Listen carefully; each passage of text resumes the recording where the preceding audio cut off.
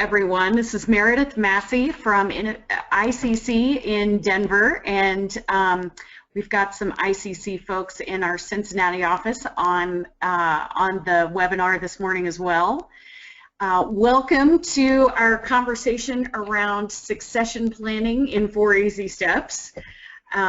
We're excited to be a partner with the folks at Pinsight, who will be relying on them for a lot of today's content.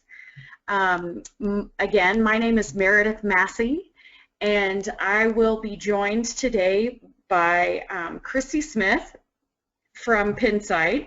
Now, those of you who happen to be in Denver and happened to attend the Disrupt HR event in August may remember Christy.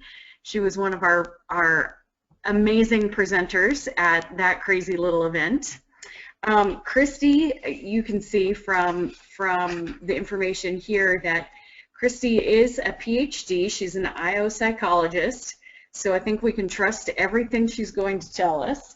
Part of her role, she does a couple of different things at Pinsight.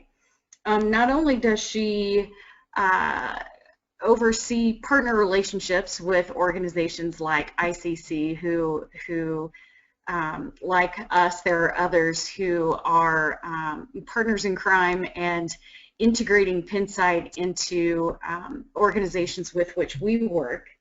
She's also apparently in charge of doing some of the internal performance management at Pinsight. So not only can she speak to us from her expertise behind the scenes from the Pinsight perspective, she can also talk to us as a manager of others.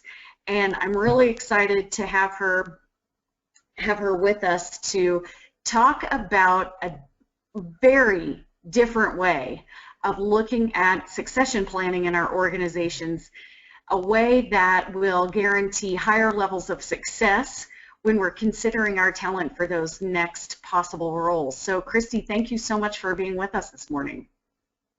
Thank you, Meredith, for that introduction. I'm happy to be here and go through this today.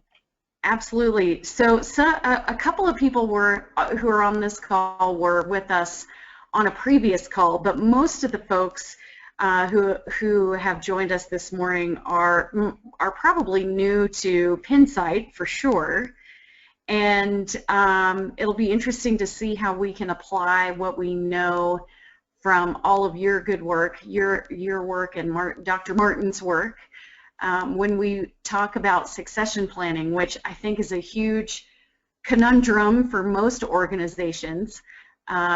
So talk to us a little bit about what you're going to share with us today. Sure. So again, thank you for that introduction. Today we'll be talking a little bit about succession planning and what that typical process normally looks like. And then we'll spend some time going through where does that process go wrong. So we know, actually, if we want to dive into this first slide, we know that succession planning attempts are often not as successful as we'd hoped they'd be, that we misidentify the right talent about 60% of the time. So I'd like to start with going through, well, why is that? Where are we going wrong in our current process? And then how can that look differently? I'm going to interrupt you for a second.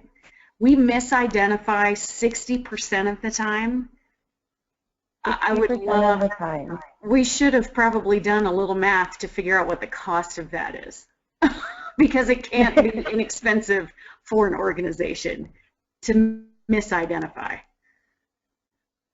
Oh, absolutely. I'm sure the costs are quite astronomical when we consider what an important pool of talent this is and what mistakes, such as misidentifying this pool, can mean for the overall organization's goals and strategies. And not only cost, I would think that not only cost is affected, but also retention of great talent. If we, gosh, how many times do we see at ICC organizations that say, you know, you're a really great IT expert, so now we're going to promote you into a management role so that you can teach everybody else on your team how to be as good as you are. and it's from this, it's only based on past performance versus do they even want to be a manager, or do they have what it takes to be a manager, or even those managers who are happy to, manage frontline employees, but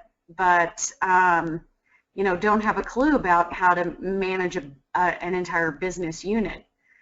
We worked with, I'll call it basically a manufacturing company, and there were some folks who were rewarded for their performance and invited into a leadership development program, and they had no aspirations for being in roles where they would manage other people, and quite frankly had no business managing other people. I feel comfortable saying that because they'd be the first to tell you. Yet they were in line for, succession because of their technical expertise and their past performance. So just a few quick stories.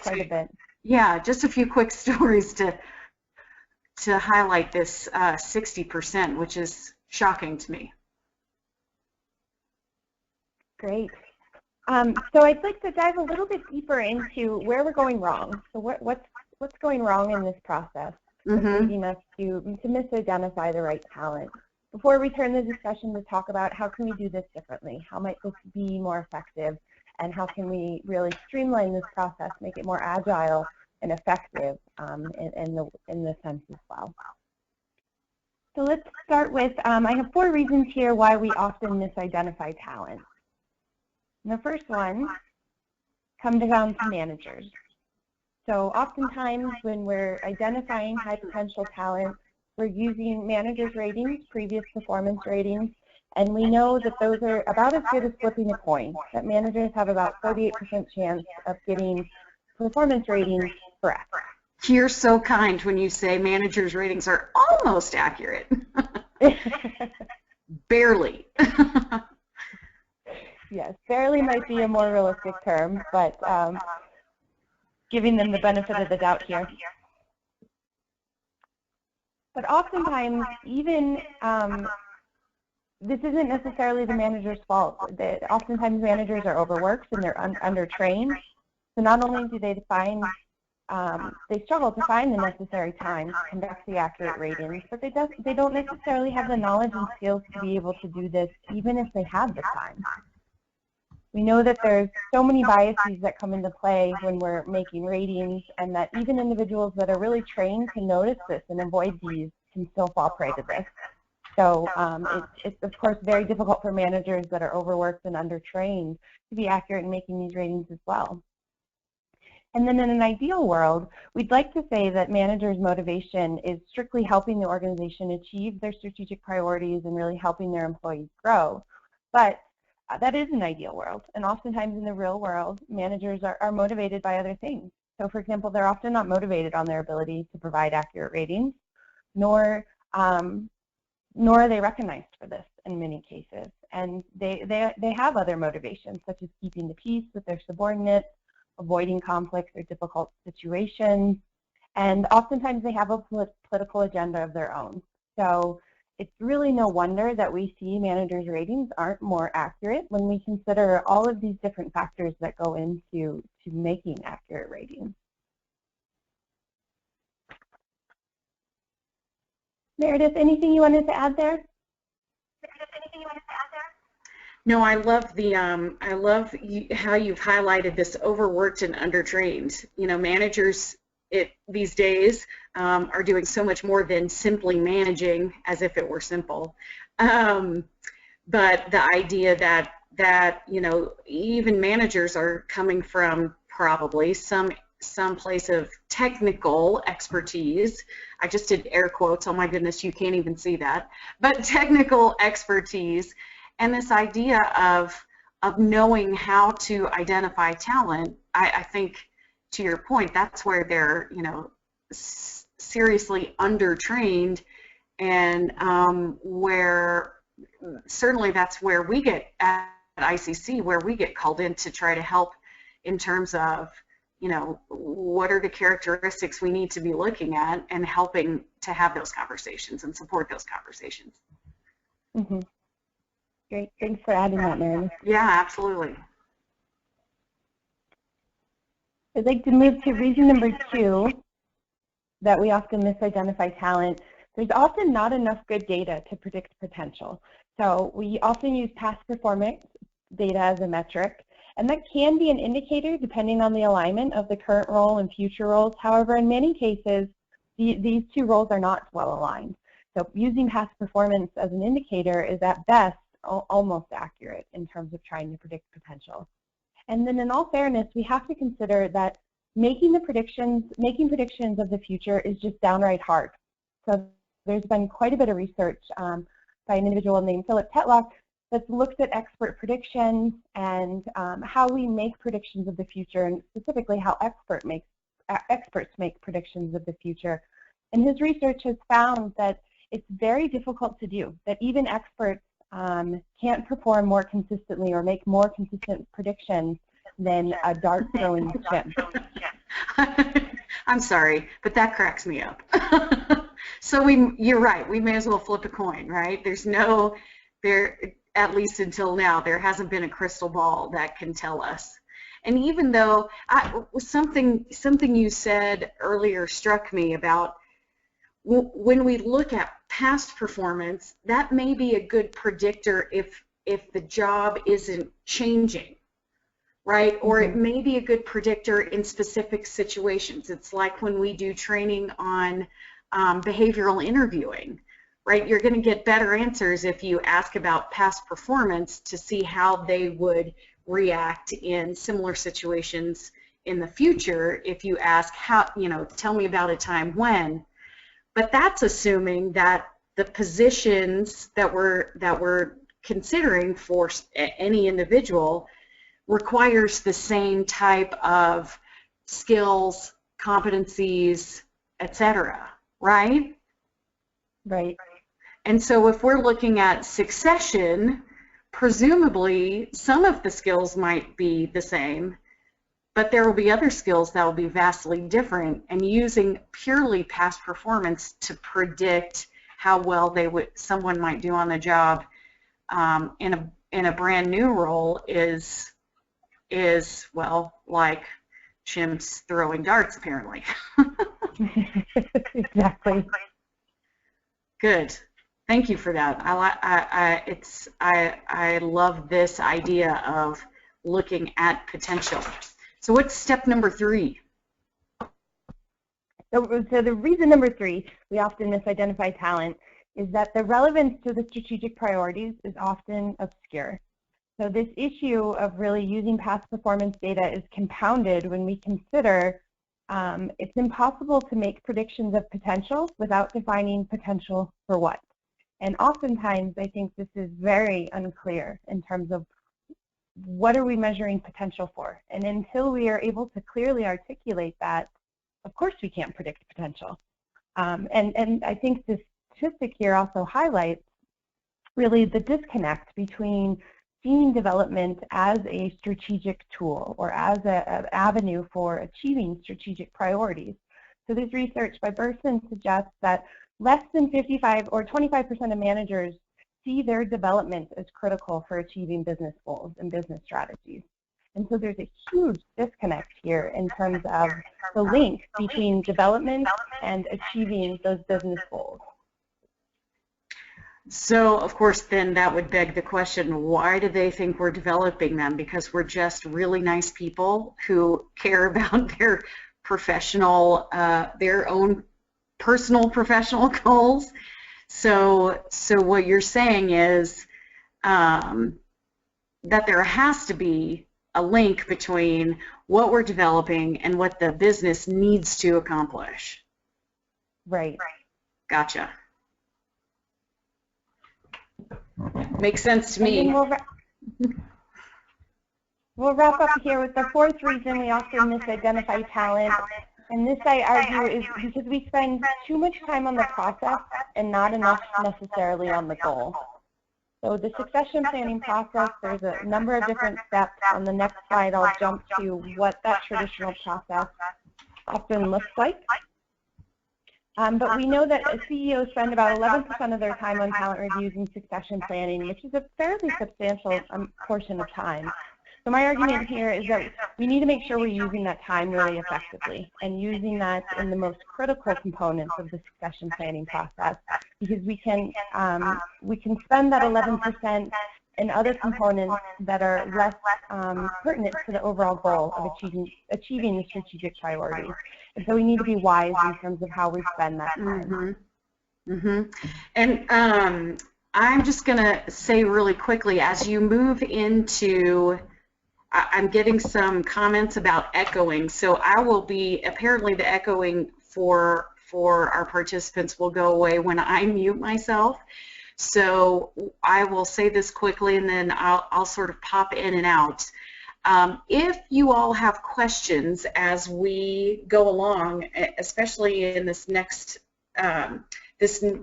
little bit that talks about how to turn the traditional succession planning process on its head and do it more effectively, if you have questions, please use the question area on your little dashboard, which is likely on the right-hand side of your screen.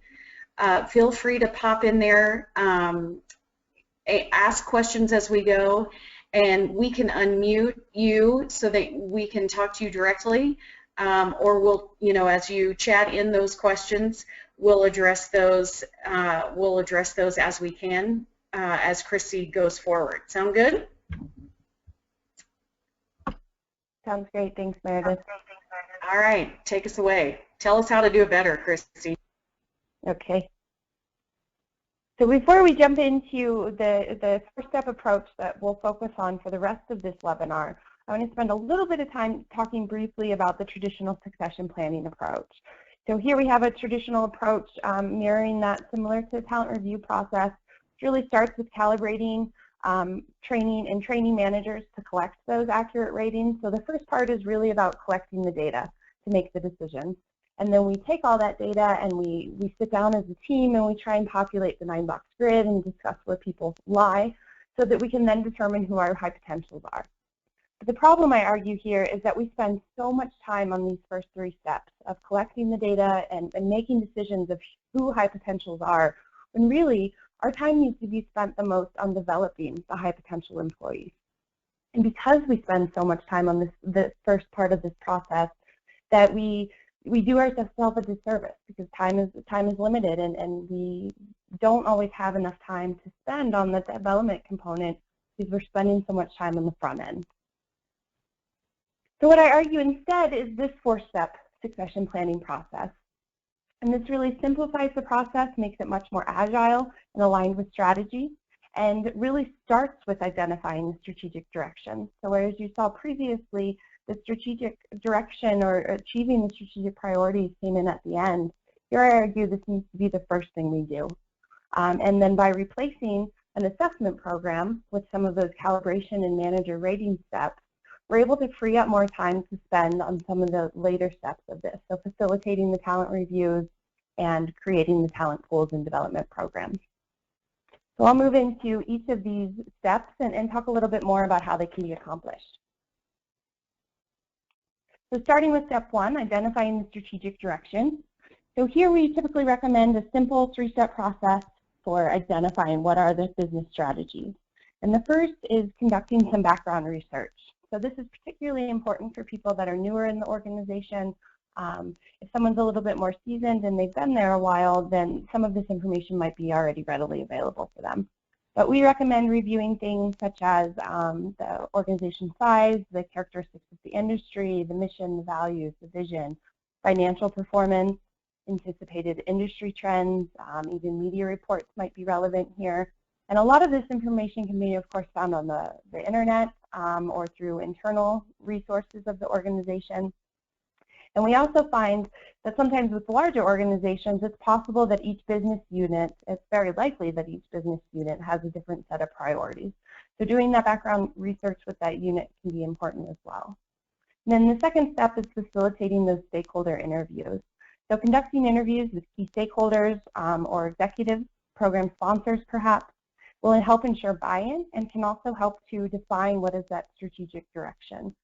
So asking questions such as, what are the current and future business objectives that our leader is going to need to support?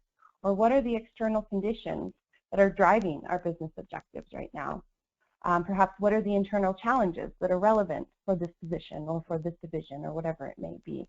So asking a series of really pointed questions to identify what is the strategic direction.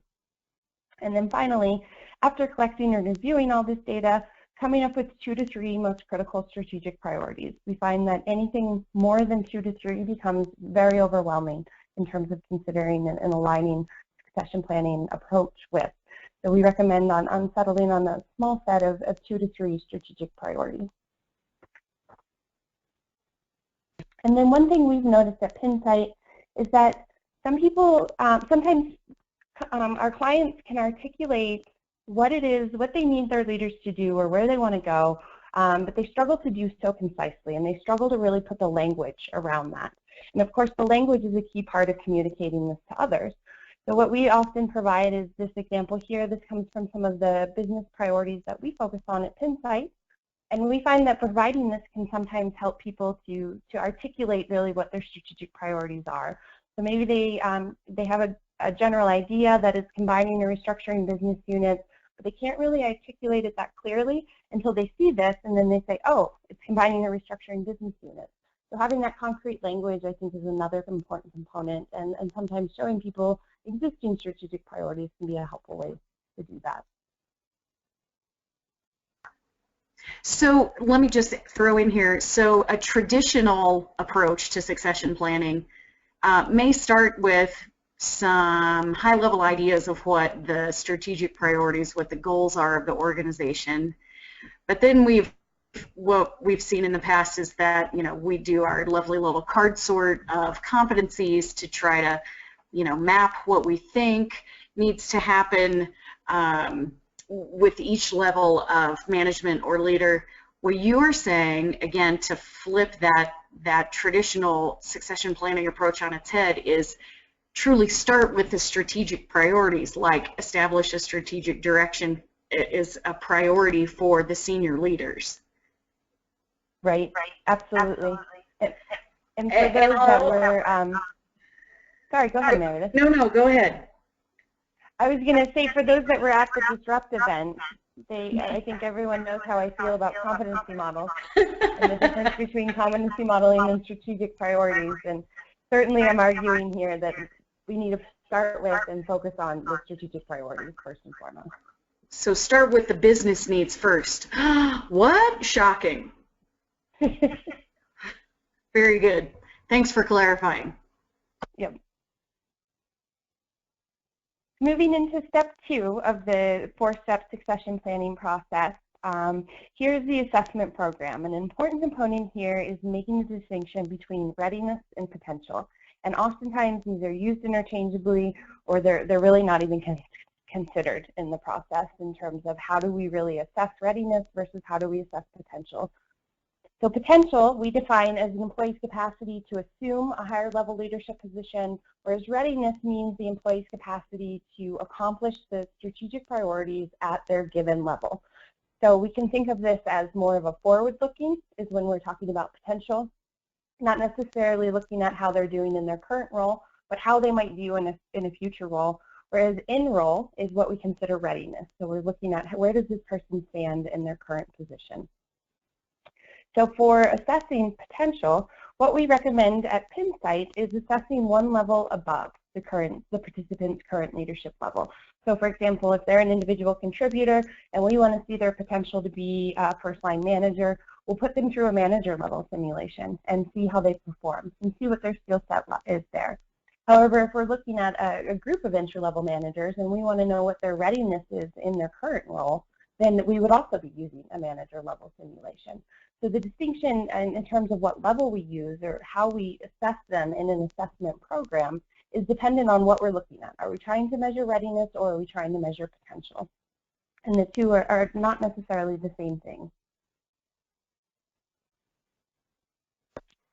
And then, of course, and presumably, if I can say really quick, presumably by using an assessment program, are we eliminating some of the human error that you you talked about before. We're not really flipping a coin any longer. Is that true?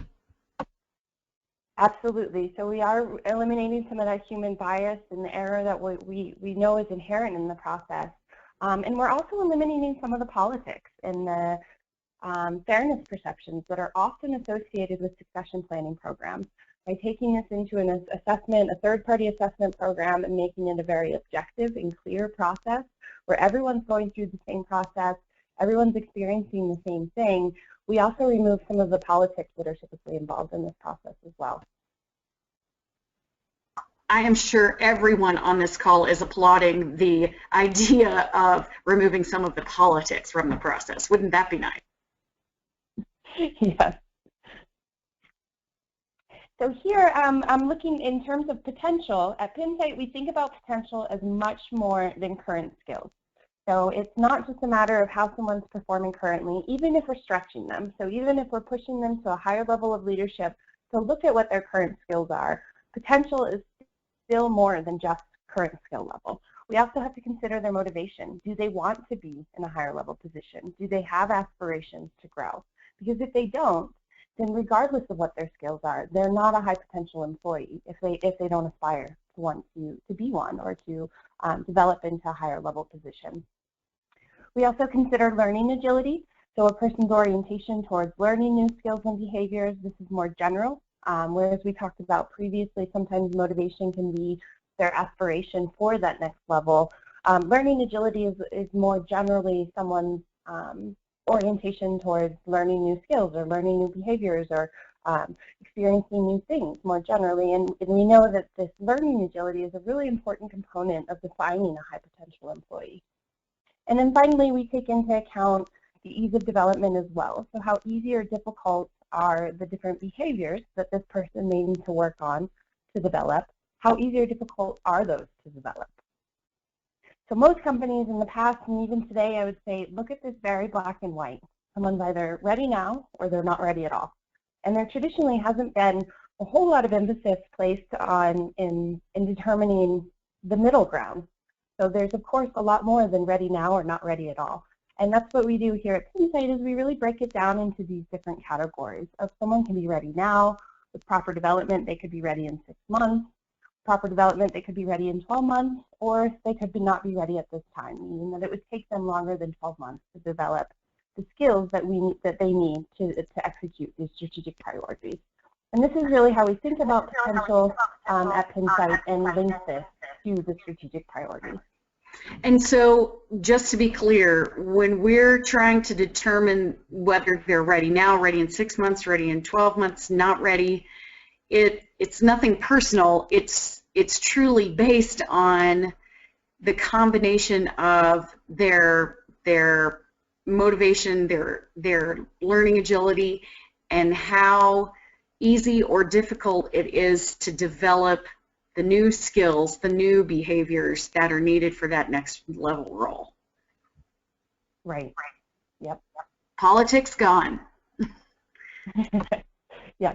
And replacing this with science. I mean, this is all driven by the research that we've done internally at Pinsight, as well as what's available in the research literature to suggest that there's a lot more to the story than skill level when we're talking about potential. Perfect. So what does it look like for these different folks in these different categories, if you will, in terms of, you know, what we do to develop them and retain them? So that is a great question, and that really gets to the third and the fourth step of the process. If you don't mind, I might come back to that here in a minute. For right now, I might transition over to see the reports. So while we're still talking about the assessment program and using that data and replacing that with some of the time-consuming processes that we used to have for compiling that data, I'd like to show you a little bit about what that could look like and how we compile that data. I'm just going to jump really quickly over to the Pinsight platform and take a look at some of our group reports so that I can show you really concretely what do these analytics look like. So here we're looking at our group report, And I'm going to select some strategic priorities because everything we do is really geared around these strategic priorities, and that's the first decision that always has to be made. And then I'll start here with the 9-box grid because this is often what is used to determine where high potentials fall. So on this 9-box grid, you can see that this is based on the data we've collected. This isn't taking managers' ratings and trying to figure out which quadrant people fall into. This is automatically created based on their assessment results, which is really helpful as Meredith was talking to, taking the politics out of this, taking the human error out of this, and really focusing on more objective measures to determine who our high potential employees are. So on this report, you can see we have a group of 6 leaders here, and we can see where they all fall on the 9-box grid based on their performance as well as their potential. And again, with potential being multifaceted, so not just looking at potential as the traditional notion of performance, but now we're looking at this as their motivation, their learning agility, and the ease of development for the different behaviors that we know that they need to develop. And then Meredith, to your point, I'll transition here to the needs analysis. Another feature of our reports and the analytics that we provide is the ability to offer what's called a needs analysis, where we can see across the different leaders that we're looking at for the strategic priorities that we have, how do we help these leaders, how do we help develop them? And we can see that we have all 6 of our leaders have the need to develop, focus on the customer, and this is an easy behavior to develop. So this is probably where we'd want to start in terms of our development programs. But we can use this information to really tailor our curriculum and to make sure that it's meeting the specific needs of the leaders that we're trying to develop, rather than taking one of those one-size-fits-all approaches to assessing leaders. Go back to the slideshow here. So then we get to step 3, which is facilitating the talent reviews. And typically, this step is focused on identifying who our high potentials are. But as I just demonstrated, when we're using an assessment program, we don't have to spend all this energy on identifying who our high potentials are. We can use assessment data to shorten that process immensely, and then we can focus more of our time on determining how we want to develop those high potentials. So flipping that conversation from who are our high potentials to what are we going to do about this, and how are we going to make sure that we develop them when we really meet the needs of our high potential employees as well as all of our employees. So finally, step 4, this is looking at your talent pools, creating talent pools and development plans. This is the last step in the succession planning model that we're proposing. And although it's the last step, I argue this is really the start of the conversation rather than the end of the conversation. So this is where we need to be spending the majority of our time. And in the current model, this is where we spend the least amount of time because the other processes are so time consuming. So when we flip this around and we use an assessment program as part of this approach, we're able to spend much more time on this step. And we know once we're able to delineate where leaders fall or where our employees fall in terms of their readiness, that there's different approaches depending on where someone falls. So for example, with the leaders that are ready now, the focus should really be more placed on retention and retention strategies or engagement strategies.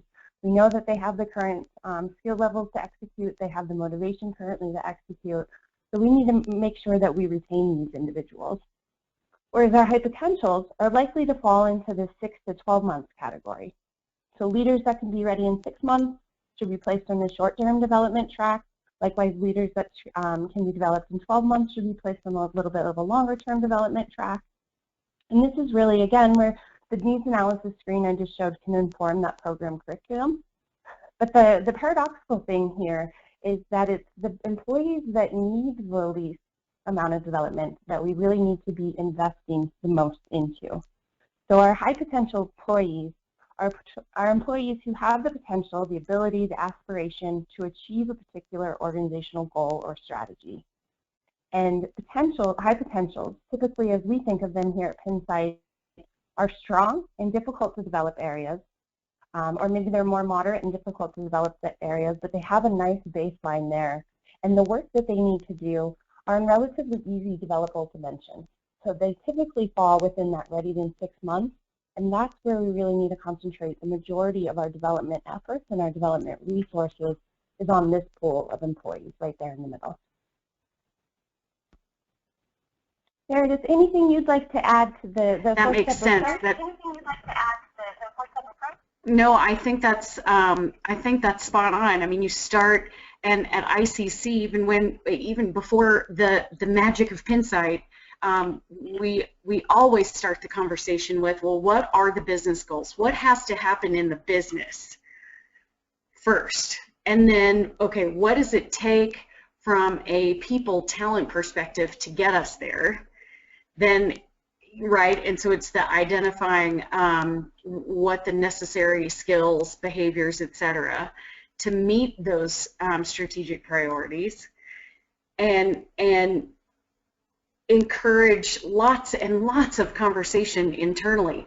One question we got from one of our participants, Laura, is, you know, how do you drive manager accountability for their role in talent identification and development, especially if they believe that the individual is a high potential, but the assessment doesn't support this.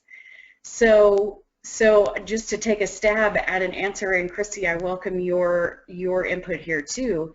We're not cutting the managers out of the conversation. And by managers, I'm using that term loosely to mean, you know, CEO, down to a potentially a frontline manager who's in the conversation around who's next and how do we build our bench strength.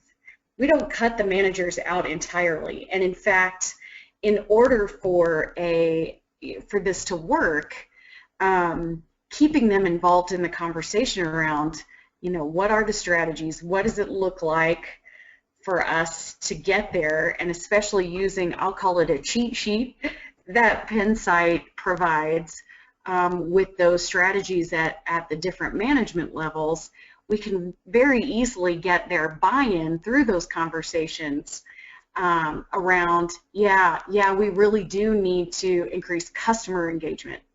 And then what we know then is behind that particular strategy are the specific behaviors that we know it takes for an individual manager to achieve that strategic priority, right? And so, and then all the magic happens with, you know, plotting where they are in each of those particular behaviors and skills, and we can start to figure out together how do we develop the skills that they're missing.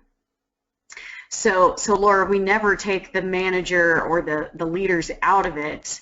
And it's their accountability, if you will, is driven by making sure that they are bought in from the beginning to the process as well as the assessment results.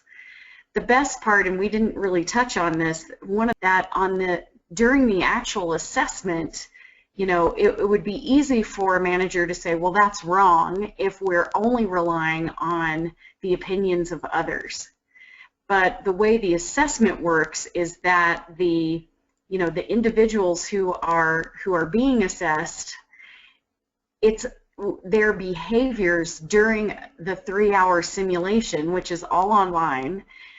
Those are observed by IO psychologists and other trained professionals, and there's hardly any refuting their behaviors as they are working through a simulated day on the job versus, you know, if we looked solely at a 360, for example, if we were using a 360 tool in the evaluation of our talent, that's going to help us see how our behaviors impact others in the organization, but the buy-in can often be on a 360 much lower than when they know that the assessment is based on what they were doing in the moment versus someone's opinion of them.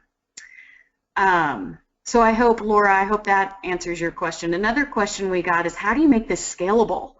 Certainly in a large organization, well, any size organization, we might recommend, and Christy, I definitely want you to pipe in here, we might recommend a pilot. So if it's a very large organization with 400 frontline managers, no, let's not start with all 400. Let's start with a portion of that, maybe even 5% of that, and do a pilot.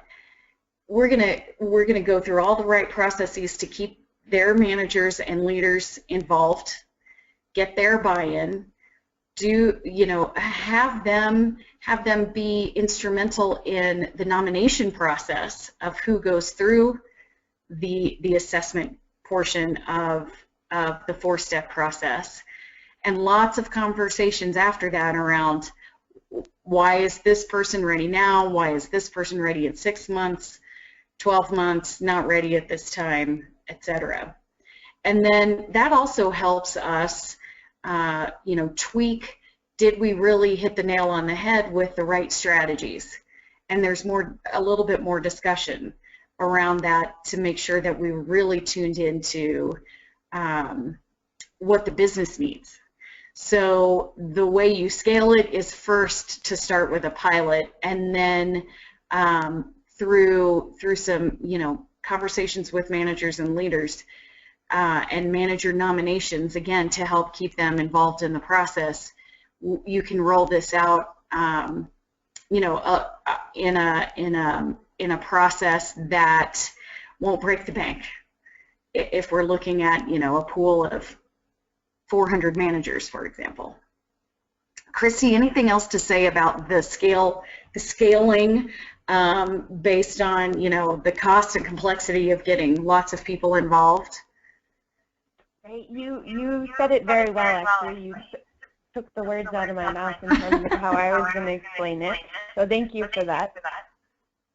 The other thing I would mention in terms of the scalability is a lot of assessment programs, for example, ours here at Pinsight, are meant to be scalable.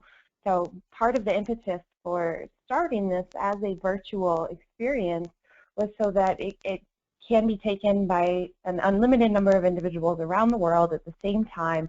So it's a very scalable process in terms of the assessment component of that. And then I think to address both the first two questions that have come in, similar to as Meredith has said, using managers still for a nomination of who's considered in this process. And then you can really see, for example, when managers have identified someone differently as a high potential, which happens often, we found with our clients that use this, then they have the data, they're still considered in the process, and then you have the data to make more informed decisions. And ultimately results in a better process overall, where the managers are still involved, but we're using them much less. Their time commitment is significantly less than it is in the traditional process. Right. So even though I say there are lots of conversations, there are still lots of conversations out of necessity, but the process time spent on the identification, for example, shrinks tremendously from what we look at in a more traditional, if you will, succession planning process.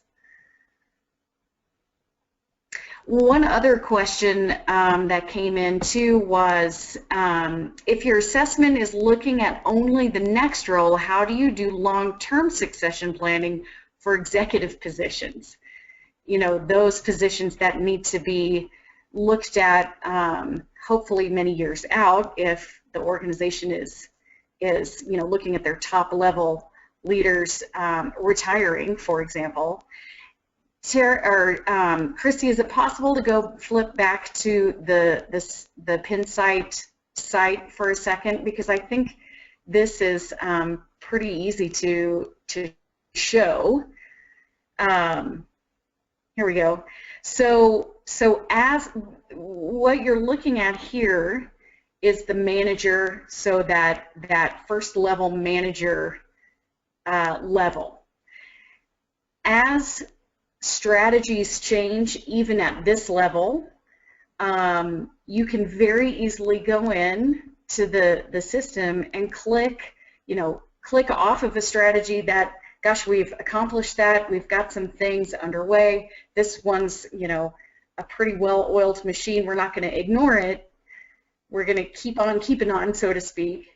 But if the strategy changes for the business, we click on the new strategy and can see where our managers are currently in terms of those new business strategies. And now what else do we need to work on with them to help them get to where they need to be in terms of skills, competencies, behaviors to accomplish that strategy.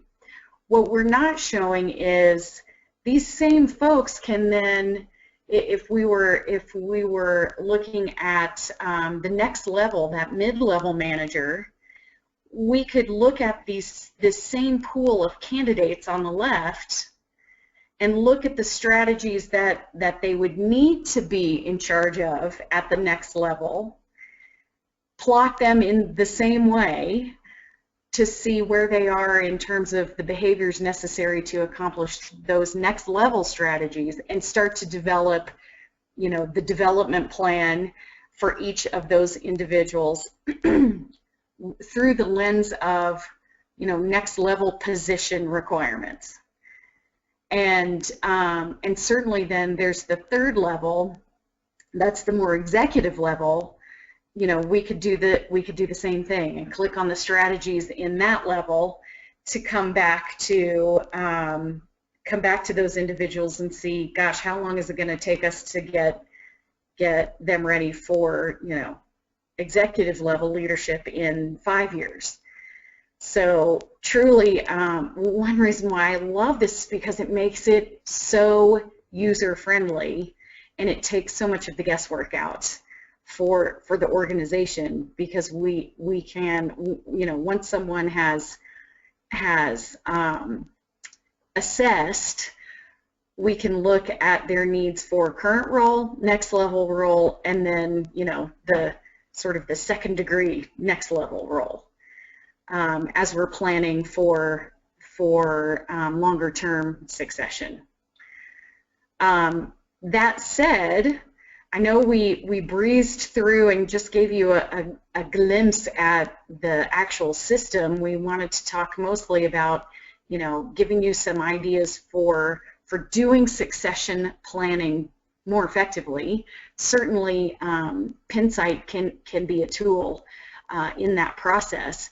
If you would like to see the tool in action one-on-one and spend a little bit more time on the tool itself, we would be happy to schedule a demo, if you will.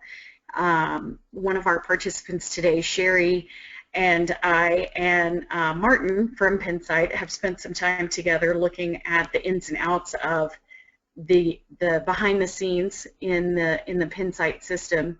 Happy to walk anyone through that if this, you know, seems interesting and seems to you know, spark some interest in terms of shortening that time that it takes to do the identification so that you can spend more time on the actual development and getting folks ready. You will receive a very quick, we'll call it a survey. It's just a few questions. We want to know how we did today, so please give us that feedback. And in that same questionnaire, if you would like to schedule a longer an hour one-on-one conversation and look more closely at the Pinsight system, just check the box. That lets us know, and we will follow up with you to get that on calendars. We are just a few 5 minutes over our 45 minutes, so thank you guys for putting up the thank you slide. And Christy, thank you so much for your time and most excellent explanation of a new process, a new, easier 4-step process for succession planning. Any closing comments? No, I just wanted to thank you as well for your time, Meredith. It's been a pleasure to be able to present this and to talk about this with you today, so thanks for having me. Absolutely. Thank you, everyone, for joining us. Stay tuned in your email for that quick little feedback survey, and we will look forward to staying in touch. Thanks, everyone.